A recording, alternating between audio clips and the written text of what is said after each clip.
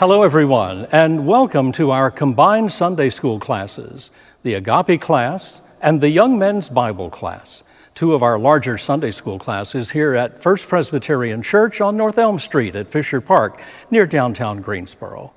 I'm Lane Ridenhour, the hymn leader for the Young Men's Bible class, and I welcome you and thank you for joining us on this, the 17th Sunday after Pentecost, Sunday, September 19th, as we gather for worship and study.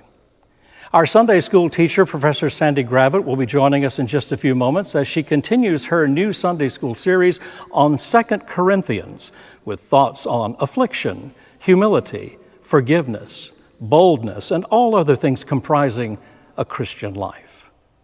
Our senior pastor, the Reverend Jill Duffield, is continuing her new sermon series on the fruits of the Spirit. That will be at our 11 o'clock sanctuary service. We've started our new fall schedule, and I'd like to make you aware of it. At 9 o'clock, our services in the Rejoice service will be held in the Life Center. At 10 o'clock, it's our Sunday school hour. And 11 o'clock, note that new time, 11 o'clock is our sanctuary service. You're welcome to attend worship with us here in person, or you're also welcome to watch our live stream. You can find the link to our live stream as well as a link to our Sunday bulletin and other church announcements on our church website, www.fpcgreensboro.org. That's fpcgreensboro.org. Our hymn this morning is one of the most familiar hymns and more popular hymns among all Christian denominations, Amazing Grace, How Sweet the Sound. It was written in 1772 by the English poet and Anglican clergyman John Newton, and it was written to illustrate a sermon that was going to be used on New Year's Day of 1773. As always, I'll put the words up on the screen for you and invite you to sing along with me, Amazing Grace, How Sweet the Sound.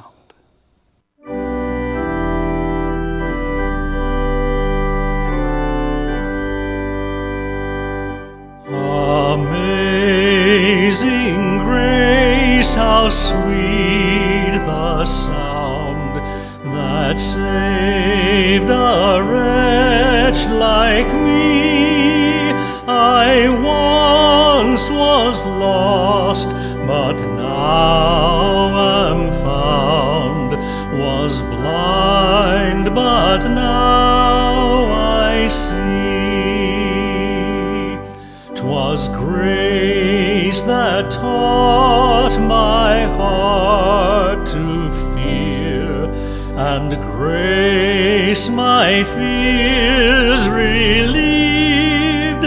How precious did that grace appear the hour I first believed.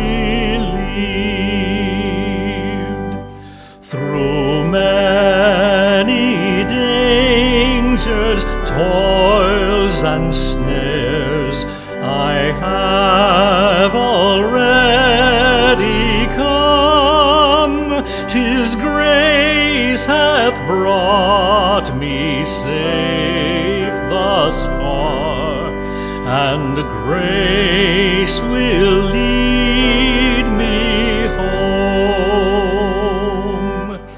When we've been there 10,000 years, bright shining as the sun, we've no less days to sing God's praise than when we first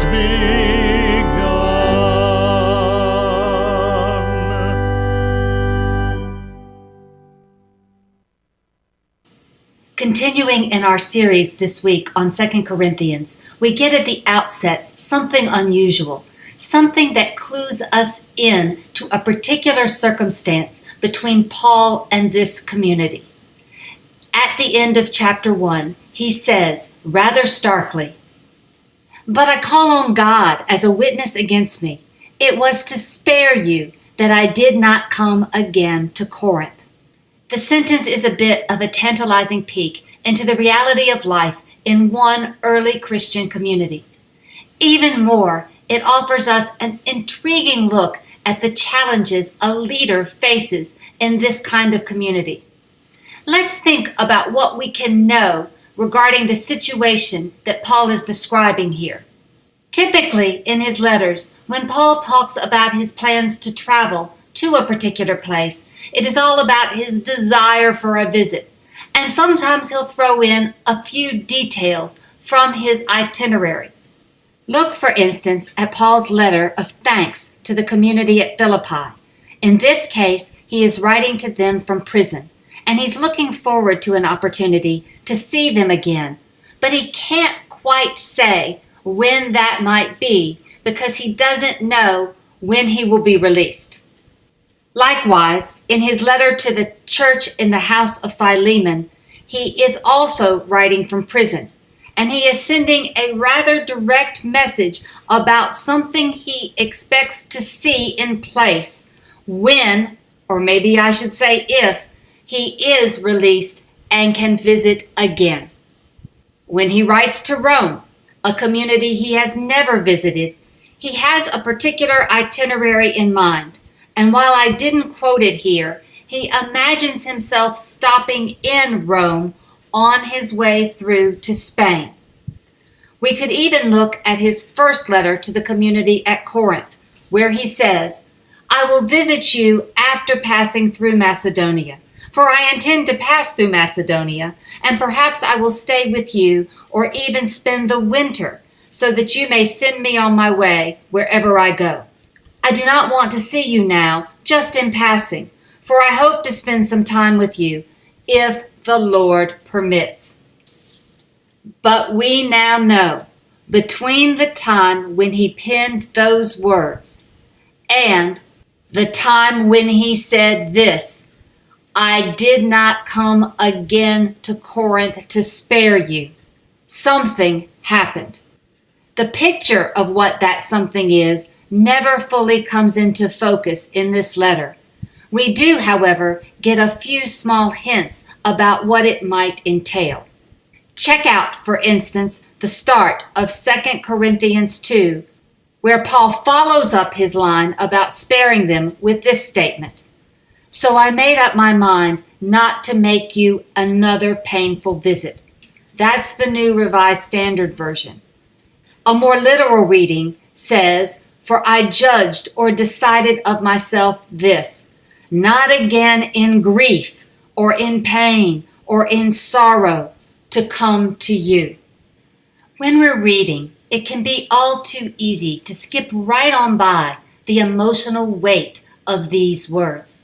But what we get, even at a first glance, is that on Paul's last trip to Corinth, to visit people among whom he had once lived, people who looked to him as a leader, and people for whom he continued to seek support, something pretty disruptive to the well-being of the group had occurred.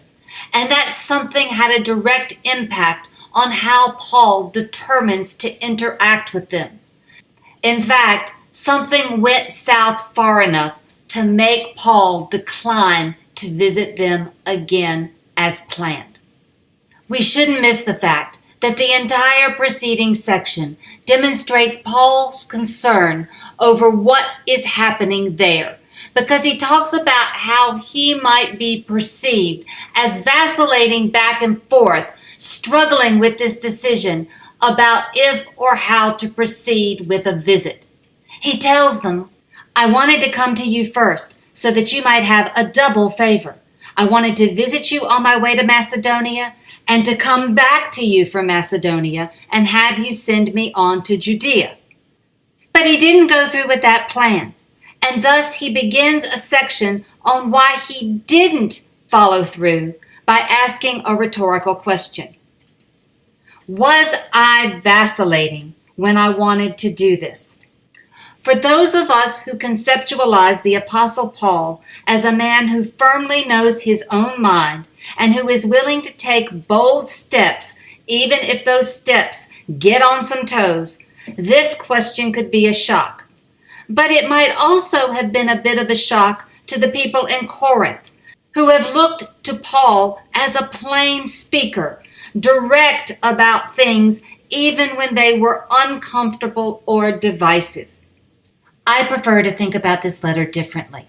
It gives us insight into how Paul is struggling with what it means to be a leader of and a resource for a community like this one with whom he is not physically present. And it helps us to understand many of the bonds that church leaders find themselves experiencing. While I cannot piece together for you the precise circumstances of this letter, I can say this.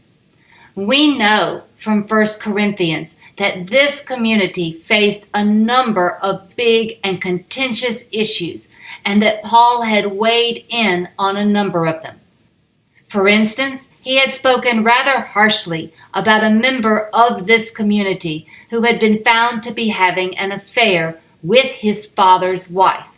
He had weighed in on various worship practices, from whether or not women needed to cover their hair when they were praying and prophesying, to how to handle the speaking of tongues, to people getting drunk when experiencing the Lord's Supper. And he had talked about if it was appropriate, as many people do, to eat food sacrificed to idols. Naturally, he knew that not everybody was going to agree with him on every point. Thus, he was always trying to find the right balance. On occasion, he spoke harshly. I am writing to you not to associate with anyone who bears the name brother or sister who is sexually immoral or greedy, or is an idolater, a reviler, drunkard, or robber. Don't even eat with such a one. On other occasions, he took a more conciliatory tone. But if anybody is disposed to be contentious, we have no such custom, nor do the churches of God. Yet here he is, changing his plans to come and be with them because of something that is causing this community pain, and he's wrapped up in it. And that brings us to a couple of additional hints about what is going on. In chapter 2, verse 4, we find out that there has been an additional letter between that planned visit that he didn't make and his writing to the community now. One many scholars call the letter of tears, because Paul characterizes the letter in this way. For I wrote to you out of much distress, he says, or affliction, and anguish of heart, and with many tears. Stop and think about what you just found out. Whatever it is that is happening between Paul and the people in Corinth, he has already been attempting prior to this letter to address it, and he chose the form of a letter to do so. Scholarship has all kinds of theories on this letter. Some will argue that it's lost. Others will say that it's preserved, at least in part, later on in 2 Corinthians. I am not going to take on that question right now. What I am going to observe is that most of us can appreciate Paul's desire to approach his problems with the community in this way. And I say that because I have no doubt that every one of us has at some point either written or received that kind of an emotional missive. Maybe it was communication you had with a parent, maybe with someone you were dating, or a spouse or a partner. Perhaps it was with a friend or with a child. We understand that sometimes letters are used in this way. But even as Paul says that he wrote this previous letter, quote, not to cause you pain, but to let you know of the abundant love I have for you, we all know that that's a bit of a cop-out. While letters give a writer the space and the time to express their thoughts and feelings without interruption, not to mention without the emotional pressure of a face-to-face conversation, we also understand that letters can be a bit on the manipulative side. while you as a hearer or you as a reader have the time to absorb and to consider what you're being told, you are also deprived of the chance to respond to it and to hash out the issues in real time. Now, I'm going to cut Paul a little bit of slack here, given the nature of his work and his travel. But he's still letting us know that he made a deliberate choice not to take a trip to this community. And he is struggling to come to terms with what that means for his relationship with this congregation. There are at least two ways in which this struggle emerges in this letter. First, he has come to realize that if he ever expects this community to listen to him and to support him again, he has to make things right. He is beginning to understand that if he wants to be trusted in one thing, that is the gospel, he has to be trustworthy in other things, and that means keeping his word. And he didn't do that when he put off this visit. Thus, he follows up the first rhetorical question he posed back in chapter 1 about seeming to vacillate with another. Was I vacillating when I wanted to do this? Do I make my plans according to the flesh, ready to say yes, yes, and no, no at the same time? What he's doing here is acknowledging that we, as people, are prone to being wishy-washy in the ways we communicate and interact with one another.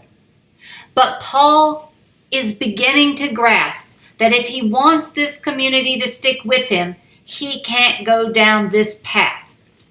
So he says, as surely as God is faithful, our word to you has not been yes and no.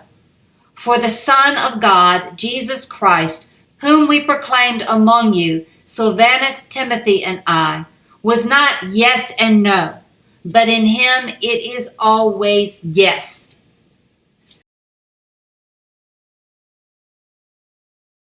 That the people need to be told plainly that he made a deliberate choice not to visit, and they deserve to hear his reason why he made that choice. Hence, he tells them he wanted to spare them additional pain. However, he's also come to realize that this will not be sufficient. The painful issue itself has not faded over time. The letter he wrote, that tearful letter, did not offer resolution. And so Paul recognizes that he also must confront this situation directly. For church leaders, Paul's brief description of what is causing this pain is a worst-case scenario unfolding. You see, he tells them that it has to do with one individual's impact on this community, and it is profound. He writes, "But if anyone has caused pain, he has caused it not to me, but to some extent, not to exaggerate it, to all of you. This punishment by the majority is enough for such a person. So now instead you should forgive and console him, so that he may not be overwhelmed by excessive sorrow." In short, whatever is going on in Corinth that has kept Paul away looks to be an issue between him and another man, and how some in the community are acting as a result. I would follow that statement up by underscoring again that the precise circumstances of the dispute are not at all clear. In spite of not being able to pinpoint the specific circumstances to which Paul speaks, we can nonetheless draw lessons from his experience and the indicators that we have in this text. First off, I would point out that Paul encourages us to recognize that dissension is going to be part of any Christian community. It's inevitable. Sure, we tend to like to focus on the good aspects of our life together. Love, joy, nurture, enjoying each other's company. And why wouldn't we? We get that people tend not to want to put energy and effort into communities that are difficult and painful.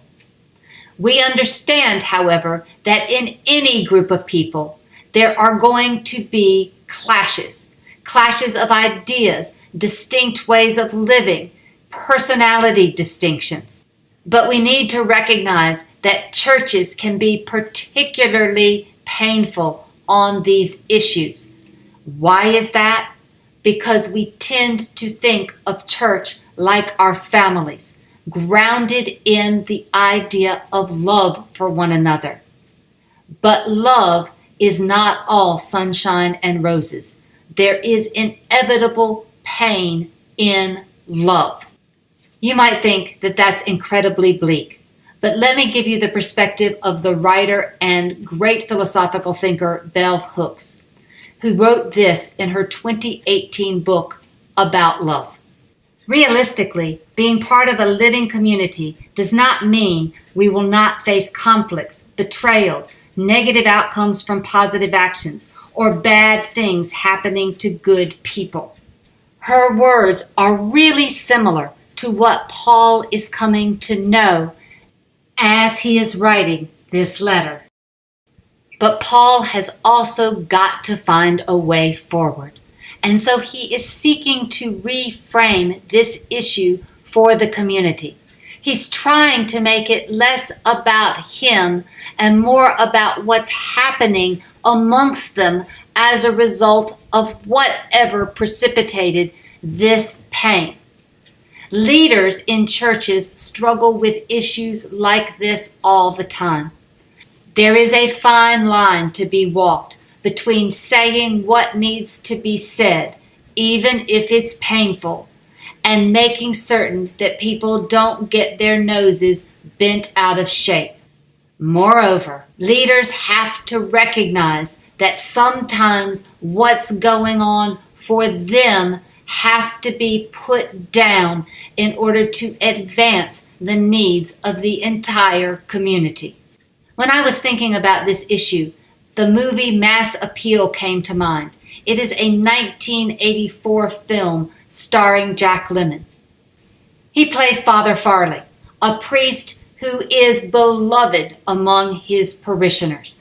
He is gentle, he is kind, he is witty, but he also knows how to go along to get along with his congregation and with the powers that be in the church.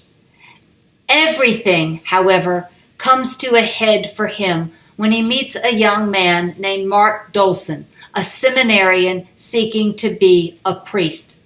Father Farley comes to realize that while Mark Dolson is a controversial figure, both in the seminary and to his congregation, there is something important about his ministry that the church needs. He is delivering what Father Farley hears as an authentic gospel, and he is able to provide authentic service as a priest.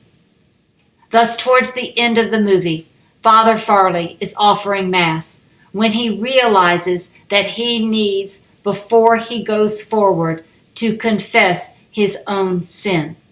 I want to show you that scene. In the name of the Father, of the Son, and of the Holy Spirit. Amen. Before we begin this Mass, let us all make an examination of conscience, calling to mind all our sins, including sins of omission.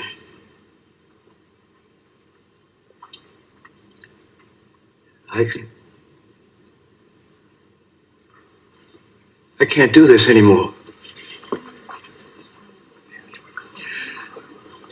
Please, sit. Please.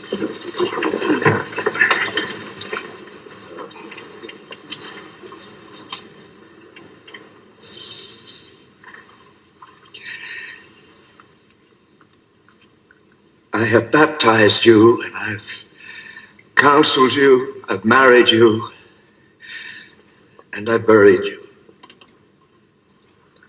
But I never really cared enough to run the risk of losing you. That is my sin of omission. Monsignor Burke has expelled Mark Dolson from St. Francis Seminary and barred him from the priesthood. And I want us to fight that decision. Right now, without being ordained, Mark Dolson is a better priest than I am. He's taught me how to try to be a priest. Monsignor Burke says that he expelled Mark because of his past. I don't believe that. He expelled Mark Dolson because Mark did not fit into Monsignor Burke's picture of what the church should be. Well, this is not only Monsignor Burke's church. This is our church, and we must fight for it. You and I and Mark must be allowed to help shape the thing that has shaped us. You see?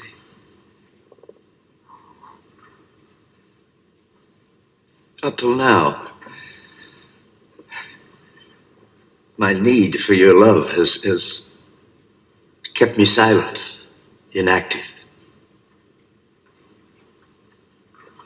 This is the first time I've ever said what I wanted to you. Only now is love possible. So, it's up to you. Let us begin. I have never really cared enough to run the risk of losing you. This is the first time I've ever said what I wanted to you. While Paul has said in his communications hard things, he is realizing the same thing that Father Farley is coming to see. Only when we speak what is true for us, what is real, what reflects our deepest understandings of God, only when we live out our lives in this way is love possible. And only then is real community, the church, possible. Bell Hooks finishes her quote in the same place, and she lets us know the exact same thing is important. Let me show you. Realistically, being part of a living community does not mean we will not face conflicts, betrayals, negative outcomes from positive actions, or bad things happening to good people. Love allows us to confront these negative realities in a manner that is life-affirming and life-enhancing. We have here then not only a lesson about what our church leaders confront, but a lesson for us as well. Being a community, being the church, is not easy. And it's not easy because love is not easy. We sometimes have to love one another enough to say hard things. And that usually works better face to face. Paul may not quite be there yet, but he is on the way.